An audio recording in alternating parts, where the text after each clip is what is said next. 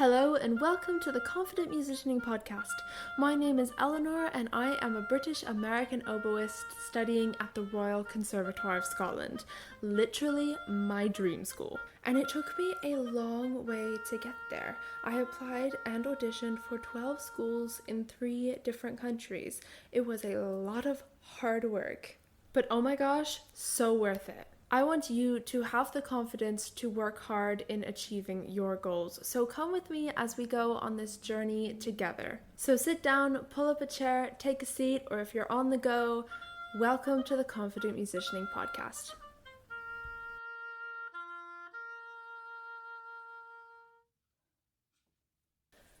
Hello and welcome back to another episode of the Confident Musicianing Podcast. Thank you so much for being here.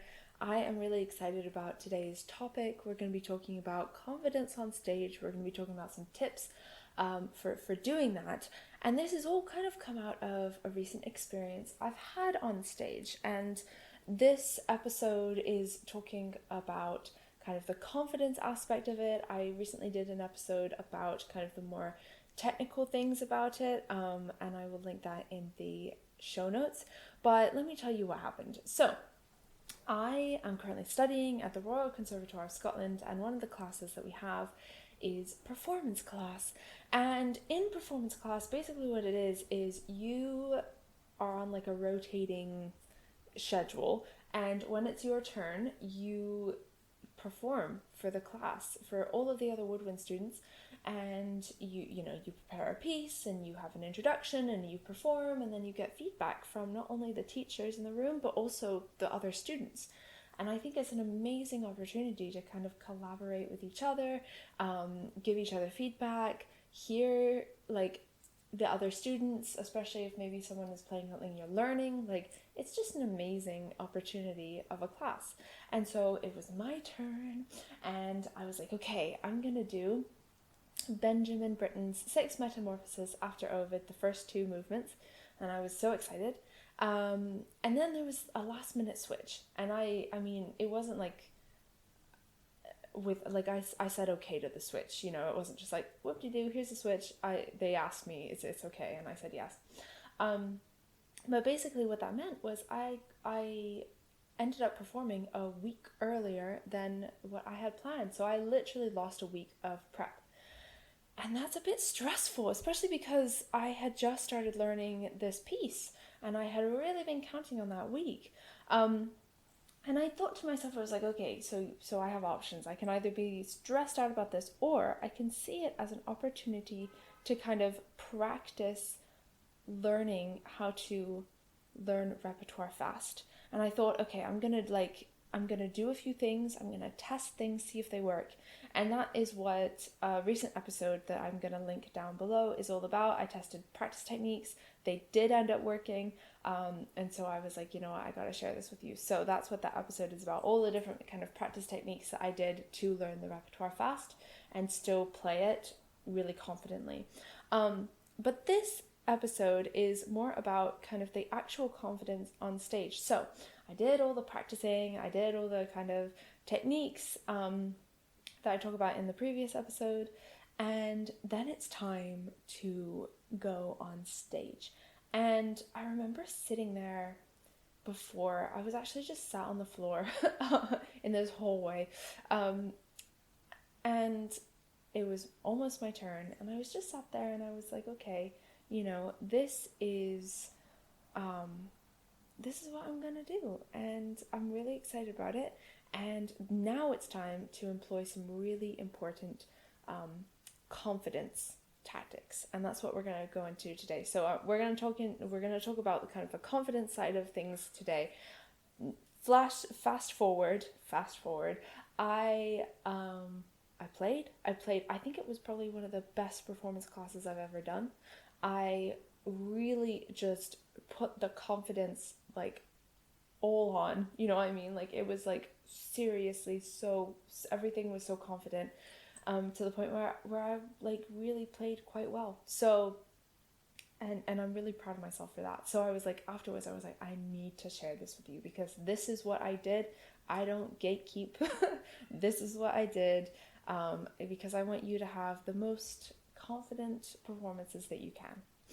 Okay, here's what I did. So the first thing is I meditated. I think this is so important.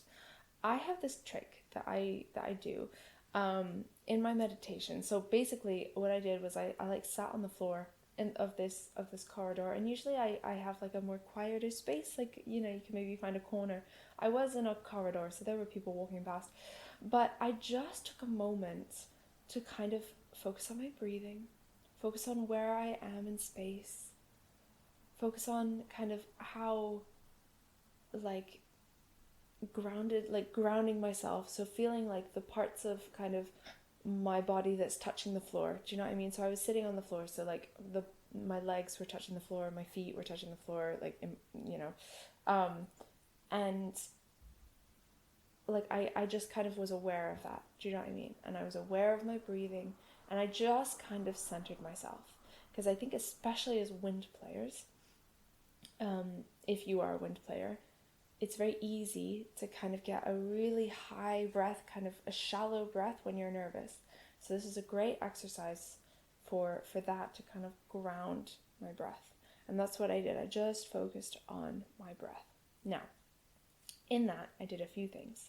The first thing was I envisioned a younger me who was so excited about where I am. This is something that I love to do, and I actually started doing it when I was when I was like 17. And when I was 17, I was in a Japanese competition, because I love learning languages. This is like a side thing. And I was in this speech competition, and I had to prepare, memorize, and perform a 5-minute speech in Japanese. And I remember like it was like online because of COVID. So I was kind of just in my room, and I was thinking, I was really nervous about the speech, and like out of the blue, my mind said, 9-year-old you would be so proud. And I was like, oh my gosh, she would, because when I was 9, I had started trying to learn Japanese, and I was really interested in getting better at it. And the idea that I was, you know, doing a Japanese speech competition, that I had memorized a Japanese speech, you know, that I prepared and I'm about to perform it, like I think that younger Eleanor would just be bouncing up and down in excitement. And all of a sudden I had so much confidence, because I think kind of younger me had confidence in me. Do you know what I mean? And so I did the same thing with this. I imagined myself when I was like 14, and you know, I just started high school, and I was like, okay, I want to do music school, but I don't really know how to start. I don't really know where to go, you know, all of these things. And I envisioned that Eleanor, and I envisioned telling her, today I am going to perform in a performance class, you know, with a piece that I have just recently started learning, but I employed really, really important practice techniques so that you know, I learn it faster. I'm doing this class at the Royal Conservatoire of Scotland, because yes, that is where I study. And I was telling her that in my mind, right? And all of a sudden I just felt more confident, more excited, more like, oh my gosh, this is so cool. And that really helped me, because instead of just me being like, oh, can I do this? I really hope I do this. I was like, that younger Eleanor has so much kind of trust in me. It's so interesting how this works. But when you kind of in your mind tell your younger self what you're doing, I think that younger self just gets so excited about where you are, no matter like how you play. Just the fact that you're at a conservatoire, or you're, you know, wherever you are. For me, it's at a conservatoire, and that was just so exciting. I think as well. Okay, so that's the meditation side, and I did that in my mind, and that was really good confidence, which was really good. The second thing was I made a good introduction. So I mean, sometimes with performances you have an introduction, sometimes you don't. So it does kind of vary. But in this, you have to do an introduction. And so I made a good introduction. And this is something that I feel like other people have told me, that their introductions, like talking to the crowd, is more stressful than playing. For me, I find the opposite. I find that I can talk really easily in front of crowds. But what I did was I planned my introduction and I planned what I was going to do, and I spoke about it in a way of like, this is what I'm going to do and this is how I want you to feel, right? I think a lot of times it's so easy to say, this is what I'm going to play, and the piece was written in and it was first performed when, and hope you enjoy. And I mean, that's a fine introduction, but I found that when I do introductions, I find it much easier to say something like, this is what I'm playing, this is why I wanted to play it, and this is what I hope you feel when I play it. And all of a sudden, it's less of like around the piece, but around the message that I'm going to share with people in my performance.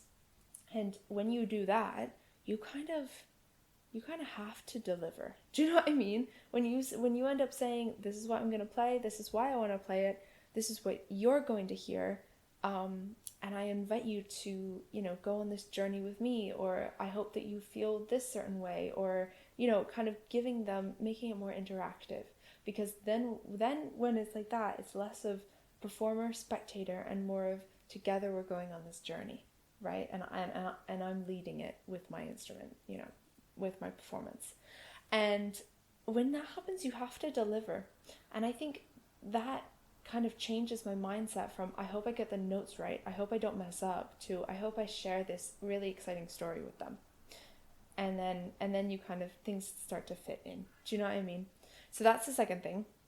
And then the last thing, and I think this is so kind of overlooked, but it's so important. My entrance. I smiled. It's interesting because for this performance I was going on my own. I didn't have an accompanist because this piece that I'm playing is just solo oboe. And there's like a little section in the back of the stage that I was just sat in or stood in, and before I walked on, I took 2 seconds. I took 2 seconds to do a nice deep breath, ground myself again, kind of that meditation situation. And I just took those 2 seconds to kind of just give myself space and time, remind myself that we're not rushed. And also, this might be a bit dramatic, picture myself as if I'm in a film. Like those films that you see. I mean, people see films. Anyway, films that like the protagonist is about to do something, whether that's like an athlete, about to, I don't know, do their sport, or a musician about to perform, and you have that shot of like the back of their head going on stage or going into the field or the arena or whatever, and it's like the back of their head, and then you can see kind of the landscape of what they're going to do. And I imagined what that picture would look like with me in that moment. And I know that is kind of dramatic and a bit much, maybe. I don't know. It worked for me, so maybe it's not a bit much. It might feel a bit awkward, but I mean, it's only awkward if you make it awkward, do you know what I mean? But my brain just went to that, and I thought, yeah, that's what this is, like in this moment, I am the protagonist of my own performance, and I'm about to go on stage. And so I took that moment. My brain just pictured me as if I was in a film, which honestly I appreciate. It was helpful for like confidence boosting. I took those 2 seconds, I took a deep breath, and then I put on the biggest smile. I think this is so important. When you walk through a door, this is a great like piece of advice that I try and do. When you walk through a door, smile. No matter what door it is, even if the door goes into a room where no one is in it, smile. Get into that habit, because that means when you go on stage, especially if you're nervous, your brain will just smile. Like your face will do it because you're in the habit. But I put on a huge smile and I walked out really confidently. And starting it out like that was a really great way of starting it out, because immediately I tell the audience with my body language, I'm ready to do this. Let's do this together. This is going to be fun. Like it's really good in that way. So that was my entrance. And I think if we add, I know I said that was my last thing, but if we kind of add onto that, I understood that I had done all I could do. There was a switch up. I did lose a week of prep. I adjusted to that situation. I did specific, practice techniques that I tried out. I did my best. And it's like when you go on stage, it's important to understand that you have done your best in your prep. You have prepped. The prep is done. Now it's time to share that with people and to give it your all, right? Because you've done all the practice. The practice is good. Good job. You've done that, right? Now it's time to share this thing that you've been working on with everyone. And I think when you think about it like that, less of, I hope I don't mess up, or I hope it doesn't go wrong, and more of, I hope people can feel what I want them to feel with this piece, then that kind of changes the whole situation. And I walked out, I did my introduction, walked out on stage, I didn't leave. I walked out on stage, I did my introduction, I performed, and I think with these confidence things, I performed really confidently, and I think I did one of the best performance classes that I've done. So I'm really grateful for that, and that's something that, I'm just so happy about. So in that way, that's what I did. Before we do a wee recap, I want to just tell you about something that I did in my practice. This is a little kind of, I suppose it ties in with confidence, because then you can kind of see all the work you've done. Because when you walk out and you understand that you have done your best, it's really helpful and handy to kind of see a written record of the practice that you've done and the preparation that you've done for your performance. And in order to do that, it's important to plan your practice and also reflect on your practice. And the tool that I use is a notable practice journal. Honestly, notable practice journals are so handy and so helpful, because you not only can plan your practice, but you can also reflect on it, and from there you can write the things that you want to work on and improve the next day. If you say, this thing went well, but this thing didn't go so well, so I want to start with that, you can write that down so you don't forget it. A notable practice journal is also an amazing tool, because when it's time to perform, you can flip through and see all your sessions and be like, oh yeah, I did practice that enough. You know what I mean? Like, oh, I have worked on that. But also, you can also say, oh, I've noticed that I've worked on this a lot, but maybe I'm actually lacking in these things. So next week, I want to make that more of a priority.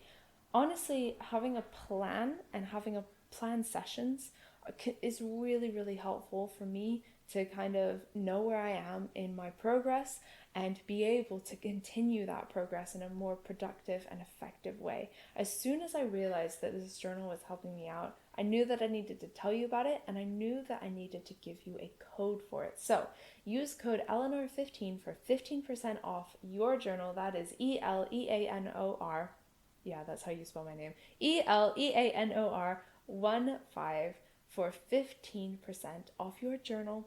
And yeah, just like, they're so handy and so helpful, especially for planning your practice and knowing kind of what you're going to work on and what you already have worked on. Especially, it's an amazing feeling for right before the performance, flipping through the journal and seeing all of the hard work actually documented that you have done. I only recommend things that I absolutely love. This code is an affiliate code, which means I do receive a commission with no extra cost to you.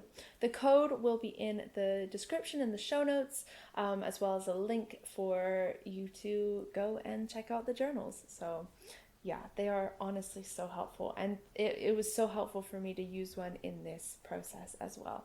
All right, shall we do a recap? The first thing is I meditated, and I think to people who don't meditate, that can feel really daunting, like you have to, light a candle and put on music. But honestly, it was literally just me in a hallway with people walking past for about 20 seconds. It was not long, just focusing my breath and kind of centering myself, grounding myself, feeling kind of the floor beneath me. And also imagining kind of how a younger me would be so excited about where I am now, which I think is so important to kind of remember.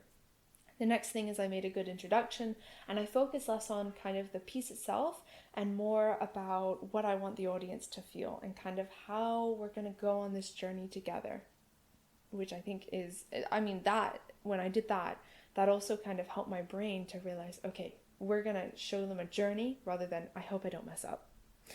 The last thing is the entrance. I think this is so important. I smiled. This might be dramatic, pictured myself in a film. What would that look like? I don't know if it's dramatic. It gave me a huge confidence boost. So, whatever works. And then I walked out confidently, and that set the stage for the performance. And the last thing is understanding that I am doing my best and that I have done my best, and it is now time to share with people all the hard work that I have done. And a great way to document that hard work is through a notable practice journal, and the link and the code are in the show notes. All right, that is about it for this episode. Thank you so much for hanging out with me. I hope you enjoyed it. If you did, please do like, subscribe, share, comment, follow, all the things, and share this episode with your friends, your musician friends, especially the ones who may have performances coming up. And I will see you in the next episode. All right, take care. Bye-bye.